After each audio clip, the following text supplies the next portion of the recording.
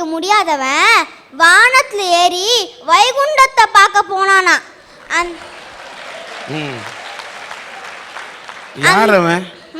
யாரவன் ஒருவேளை வடிவேலான்னு கேட்டேன்.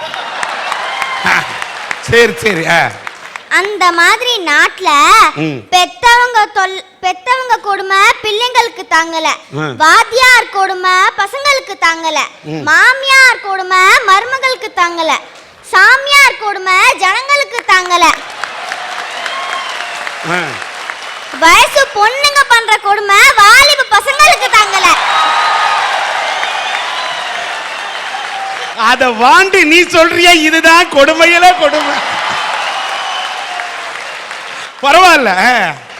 இப்படி 1000 கொடுமை இருக்கும்போது இவங்க எல்லாம் வலிமைங்கிறாங்க, புதுமைங்கிறாங்க, கடமைங்கிறாங்க, மடமைங்கிறாங்க. என்ன கொடுமை சார் இது? கொடுமையா? கொடுமையிலும் கொடுமையா? சின்னவளத்தனமால இருக்கு. அந்த கொடுமையை பத்தி தான் சார் நான் பேச வந்திருக்கேன். ஆனா அது ரொம்ப சின்ன பிள்ளைத்தனமா இருக்கு. ஆனா நீ பேசுறது ரொம்ப பெரிய பிள்ளைத்தனமா இருக்குமா? மூர்த்தி சின்னதுனால கீர்த்தி பெருசுன்னு சொல்லுவாங்க. வாழ்க. மாமியார் கொடுமை, மருமக கொடுமை, அவங்க இவங்கள கொடுமைப்படுத்துறாங்க, இவங்க அவங்கள கொடுமைப்படுத்துறாங்கன்னு சொல்றீங்களே, நீங்க எல்லாரும் சேர்ந்து எங்களை கொடுமைப்படுத்துறீங்களே, அத சொல்றேன் கேளுங்க. 3 வயசுல குழந்தை குப்புற கவுந்தா எல்லாரும் தேங்காய் உடைப்பாங்க. ஆனா இங்க ஆஹா குழந்தைக்கு ஸ்கூல் போகிறதுக்கு ரெடி ஆயிடுச்சுன்னு சொல்லி எங்களை கொண்டு போய் கிட்ஸ் ஸ்கூல்ல போட்டுட்டு நீங்க ஆபீஸ் கிளம்பி போயிடுறீங்க. சரி போ படிக்கலான்னு போனா எல்லா அப்பா அம்மாக்கும் என் பிள்ளை தான் ஃபர்ஸ்ட் ரேங்க் வரணும், என் பிள்ளை தான் ஃபர்ஸ்ட் ரேங்க் வரணும்னு ஆசை. நியாயம் தாங்க, ஒத்துக்கிறேன். எங்களுடைய நல்லதுக்காகத்தான் சொல்றீங்கன்னு. ஆனா அதுக்காக நீங்க கொடுக்குற டார்ச்சர் இருக்கே, டார்ச்சர் தாங்க முடியல. எப்ப பார்த்தாலும் ஸ்கூல் போயிட்டு வந்துட்டியா ஹோம்வொர்க்க முடி, டியூஷன் போயிட்டு வந்துட்டியா ஹோம்வொர்க்க முடி, டிவி பார்க்காத, விளையாடாத, வீடியோ கேம் விளையாடாத, அது பண்ணாத இது பண்ணாதன்னு எங்களை போட்டு படுத்து வைக்கிறீங்க. ஐயா சொல்லுமா. அவகிட்ட ஒன்னு கேட்டுக்கணும். கேள. ஏமா நீ இப்ப படிக்காம எப்ப படிக்க போற? இன்னைக்கு நீ படிக்கலன்னா நாளைக்கு பெருசாயிட்டு என்ன தெரியுமா சொல்லுவ? எங்க அப்பா அம்மா என்ன படிக்க வைக்கல, அவங்க கடமையை தவறிட்டாங்கன்னு சொல்லுவ. அதனாலதான் உன்னை இன்னைக்கு படி படிங்கிறாங்க. விளையாடுறது எங்களுடைய கடமை தானே. இப்ப விளையாடாம பின்ன 60 வயசுல போய் விளையாடுவோம்? பாரதியாரு ஓடி விளையாடு பாப்பான்னு சொல்லிருக்காரே தவிர ஓடி விளையாடு கிழவின்னு சொல்லலையே.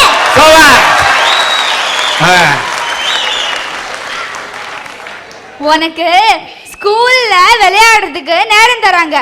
அப்ப விளையாடிட்டு வீட்டுக்கு வந்து படிக்கிற நேரத்துலயும் நான் கம்ப்யூட்டர்ல விளையாடுவேன், டிவிய பார்ப்பேன், வீடியோ கேம் விளையாடுவேன்னா அப்படித்தான் சொல்லுவாங்க.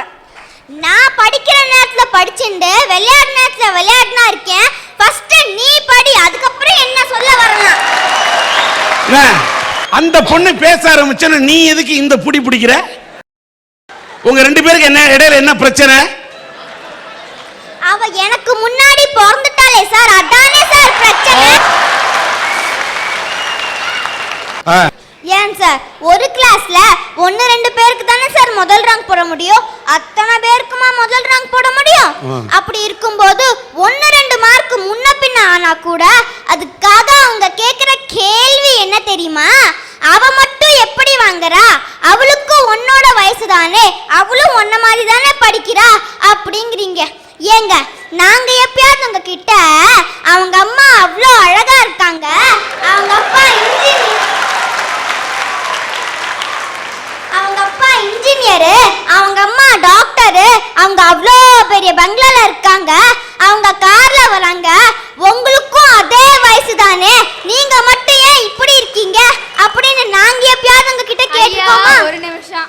ஒவ்வொரு அப்பா அம்மாவும் தன்னால டாக்டருக்கு படிக்க முடியலையே, இன்ஜினியருக்கு படிக்க முடியலையேங்கிறதுனாலதான் தான் குழந்தைய டாக்டராகவும் இன்ஜினியராகவும் பார்க்கணும்னு ஆசைப்படுறாங்க. அது உனக்கு கொடுமையா தெரியுதா? இன்னைக்கு நீ உங்க அப்பா அம்மாவை கேட்கிறல்ல, அவங்க அழகா இருக்காங்க, அவங்க இன்ஜினியரு, அவங்க டாக்டர்னு. நாளைக்கு உன் குழந்தை உன்னை கேட்ட கூடாதுன்னு தானமா படிக்க சொல்றாங்க. அவங்க ஆசைப்படுறது நான் தப்புன்னு சொல்ல, அதுக்காக எங்களை அவஸ்தைப்படுத்துறாங்களே அததான் தப்புன்னு சொல்றேன். என்னோட ஃப்ரெண்டுக்கு நான் இந்த ஒரு கொடுமையை சொல்றேன் கேளுங்க. நானும் என் ஃப்ரெண்டும் ரொம்ப க்ளோஸ் சார். நாங்க 2 பேரும் 5th கிளாஸ் வரைக்கும் ஒன்னா தான் படிச்சோம், ஒன்னா தான் விளையாடுவோம், லஞ்ச் ஹவர்ல கூட ஒன்னா தான் சார் சாப்பிடுவோம். 6th கிளாஸ்க்கு வந்ததுக்கு அப்புறம் எங்க 2 பேரும் தனித்தனியா பிரிச்சு போட்டாங்க. அவளும் சூப்பரா படிப்பா சார், எப்பவுமே முதல் ரேங்க் தான் வருவா. அவ அம்மா அப்பாவும் நல்லா படிச்சு பெரிய போஸ்ட்ல இருக்கா. ஆனா அவ இப்பெல்லாம் ஒழுங்கா ஸ்கூலுக்கு வர்றது கிடையாது, படிக்கிறது கிடையாது. எப்ப பார்த்தாலும் மேம்கிட்ட பனிஷ்மெண்ட் வாங்கிட்டே இருப்பா, எல்லார்கிட்டயும் கோவமா சண்டை போட்டுட்டே இருக்கா சார். நான் அவகிட்ட போய் கேட்டேன், எதுக்கு நீ இந்த மாதிரி பண்றேன்னு. அதுக்கு அவ அழுதுண்டே சொன்னா சார், என்னோட அப்பா முன்னாடிலாம் பார்ட்டியில மட்டும்தான் குடிச்சிட்டு இருந்தாரு, இப்ப வீட்டுக்கு வந்து டெய்லி குடிக்க ஆரம்பிச்சிட்டாரு. அதனால எனக்கும் என்னோட அப்பாக்கும் அம்மாக்கும் தினமும் வீட்டில் சண்டை, அதனால என்னால படிப்புல கான்சென்ட்ரேட் பண்ண முடியல. இவங்க இந்த மாதிரி சண்டை போட்டு உங்க பேச்ச நான் கேட்கறதா, என் பேச்ச நீங்க கேக்குறீங்கன்னு சண்டை போட்டு கடைசியில 2 பேரும் டைவர்ஸ்க்கு அப்ளை பண்ணிட்டா. அவ அப்பா வந்து அவளை விட்டு தனியா போயிட்டாங்க. அவளும் நானும் எங்க அம்மாவும் தனியா வந்துட்டோம். எங்க அம்மா வந்து டெய்லி கோர்ட்டுக்கு போய் கேஸ் பாஸ்ன்னு வேலைக்கு போகிறதுக்கே நேரம் சரியா போயிடுறது. என்னோட ஆயா தான் கவனிச்சுக்கிறா. எல்லா பசங்களும் தன்னோட அப்பா அம்மாவோட வரும்போது எனக்கும் ஆசை இருக்காதா?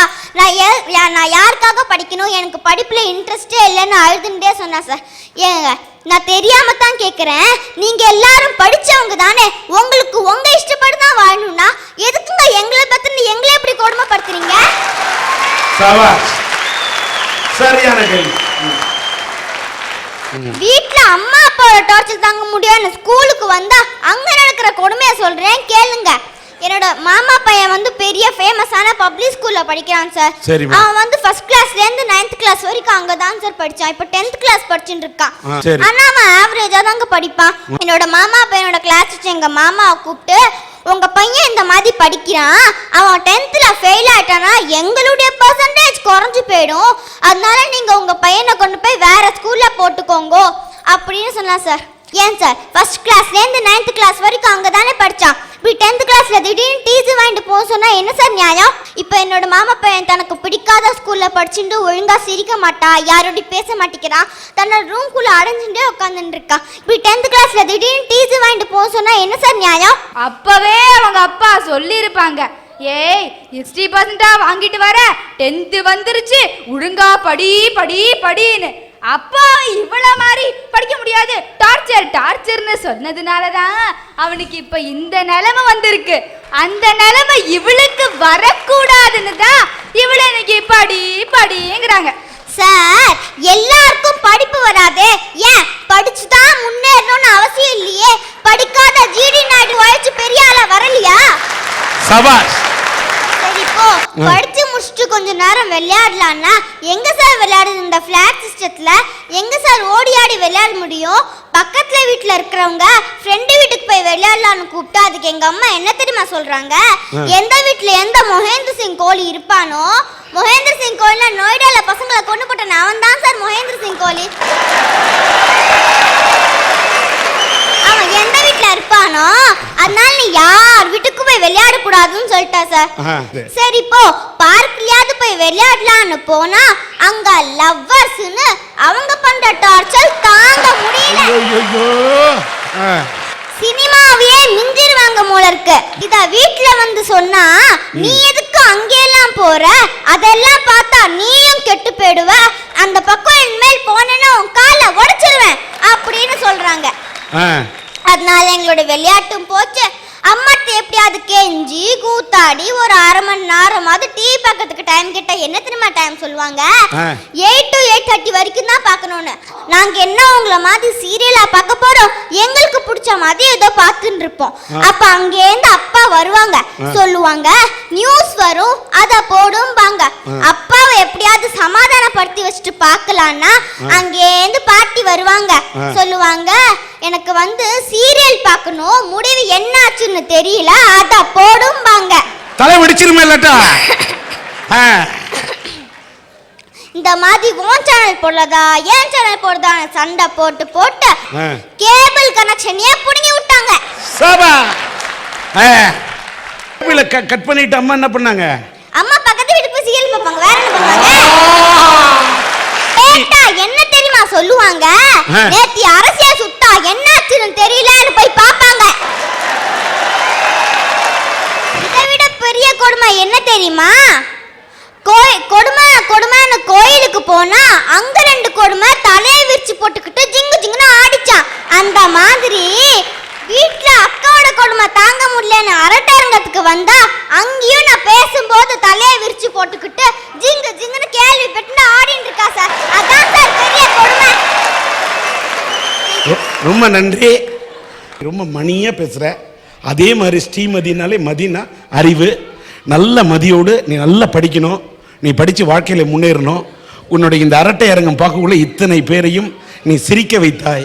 அதை போல உன் வாழ்க்கையிலே எதிர்காலத்தில் எல்லோரையும் நீ சிந்திக்க வைக்க வேண்டும். அப்படி ஒரு தமிழ் பெண்ணாக நீ வளர வேண்டும். God bless you. எல்லாத்துக்கும் மேல பெரியவர்களை பார்த்தால் ஆசீர்வாதம் வாங்க வேண்டும் என்ற என் தமிழ்நாட்டின் பண்பாட்டை மறக்காத பண்பாட்டு தீபமே.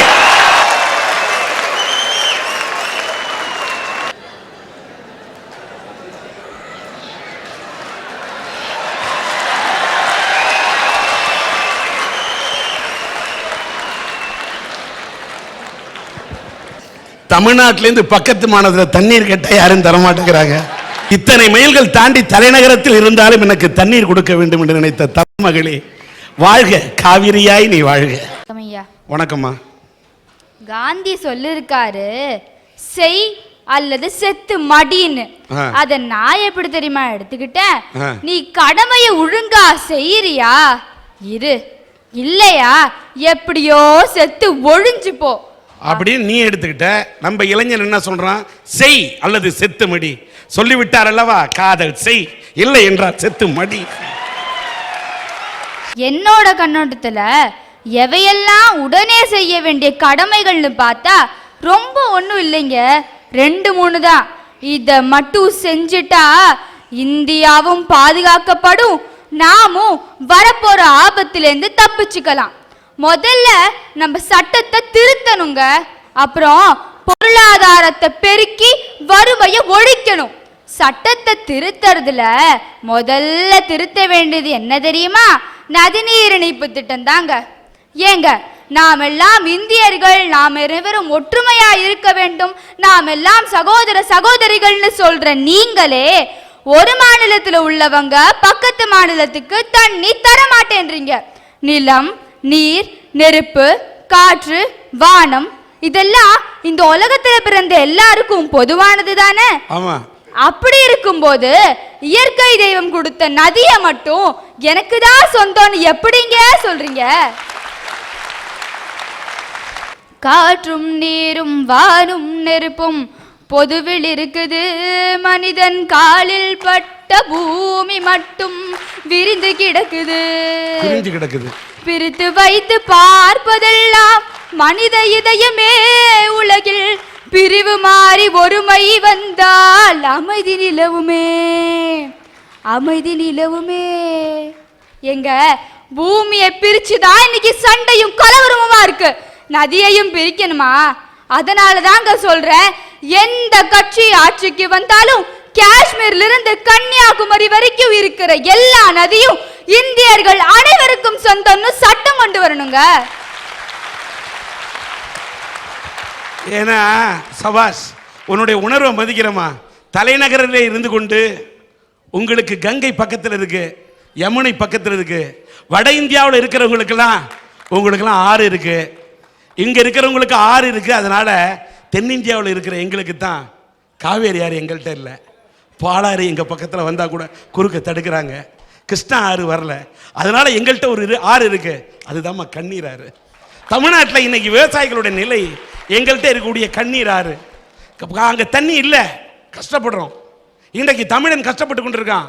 ஆனால் தலைநகரில் இருந்தால் கூட, தென்னிந்தியாவிலே காலுக்கு வலித்தால் கூட அது தலைக்கு தெரியுமே என்பது போல தென்னிந்தியாவில் இருக்கக்கூடிய எங்கள் உணர்வை தலைநகரில் இருந்து புரிந்து கொண்டு உரையாற்றக்கூடிய உன் உரையை பார்க்கும்போது மகிழ்ச்சி அடைகிறேன்.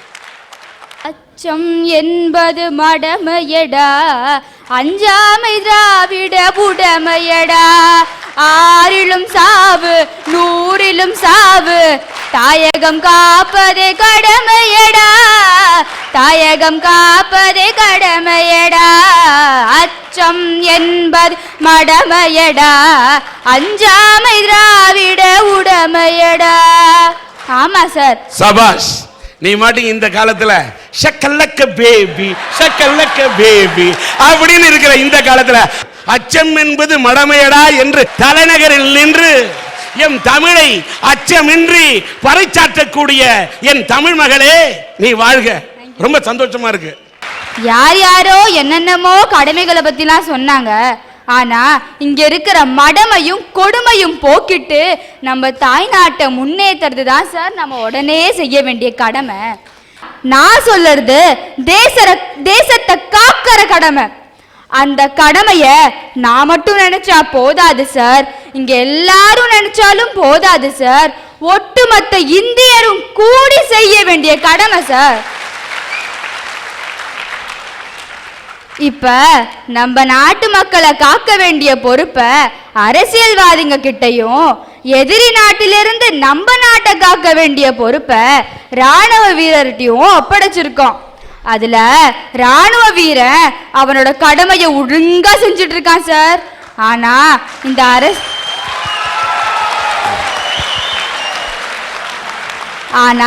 இந்த அரசியல்வாதிங்க மட்டும் செய்யறது இல்ல சார். அங்க பாகிஸ்தான் பார்டர்ல ஒரு ராணுவ வீரன் AK-47 கையில வச்சுக்கிட்டு எப்ப எதிரி வருவான்னு பார்த்துட்டு அவனை துரத்தி அடிக்கிறான்.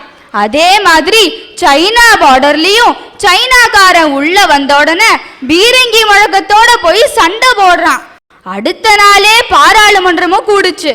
நான் நினைச்சேன் அவனை ஆதரிச்சு பாராட்டி பேசுவாங்கன்னு. ஆனா அவன் வச்சிருந்த AK-47லயும் பீரங்கி வாங்கினதுலயும் ஊழல் இருக்குன்னு சொல்லிட்டு மைக்க தூக்கி வீசுறாங்க, சேர தூக்கி அடிச்சுக்கிறாங்க. என்ன சார் இது? இத நான் சொல்லல சார், பாராளுமன்றத்தோட சபாநாயகர் சோம்நாத் சாட்டர்ஜி சொன்னாரு. ஸ்கூல் பசங்க கூட 1-2 தடவை சொன்னா கேட்டுப்பாங்க, ஆனா இவங்க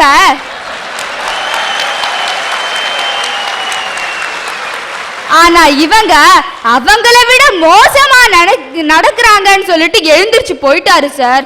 இந்த நிலைமையை மாத்துறதுக்கு உடனே செய்ய வேண்டிய கடமைகள்னு என்னென்ன நான் சொல்ல வந்திருக்கேன் சார். சமீபத்துல வாரமலர்ல ஒரு செய்தி வந்துச்சு, நீங்க எல்லாரும் படிச்சிருப்பீங்கன்னு நினைக்கிறேன், இருந்தாலும் சொல்றேன். அதுல கிரைம் பிரான்ச் அதிகாரி ஒருத்தர் ரொம்ப வருத்தத்தோடு எழுதியிருந்தாரு. அதாவது லஞ்சம், ஃபோர்ஜரி, கொலை இதெல்லாம் செய்யறவங்கள நாங்க ரொம்ப கஷ்டப்பட்டு ஆதாரத்தோட பிடிச்சாலும் சில உயர் அதிகாரிகள் மற்றும் அரசியல்வாதிகளோட செல்வாக்கால அவங்க வெளியே வந்துடுறாங்க. அதையும் தாண்டி கோர்ட்ல கொண்டு போய் நிறுத்தினாலும் வாத திறமையுள்ள வக்கீலுங்க அவங்கள வெளியே கொண்டு வந்துடுறாங்க. இதனால எங்களோட முயற்சியும் கெடுத்து நாட்டையும் கெடுத்துடுறாங்கன்னு எழுதியிருந்தாரு. சரி, அவங்களோட தொழில் கடமை என்னன்னா அவங்கள நம்பி வரவங்களை காப்பாத்துறது, வெளியே எடுத்துட்டு வர்றதுதான். ஓகே, ஆனா அதுலயும் ஒரு சமூக பொறுப்பு வேண்டாமாங்க? அந்த குற்றவாளி வெளியே வந்தா 1-2 பேருக்கு ஆபத்துன்னா பரவாயில்லன்னு சொல்லலாம், ஆனா நாட்டுக்கே ஆபத்துங்கும் போது கொஞ்சம் யோசிக்க வேண்டாமா?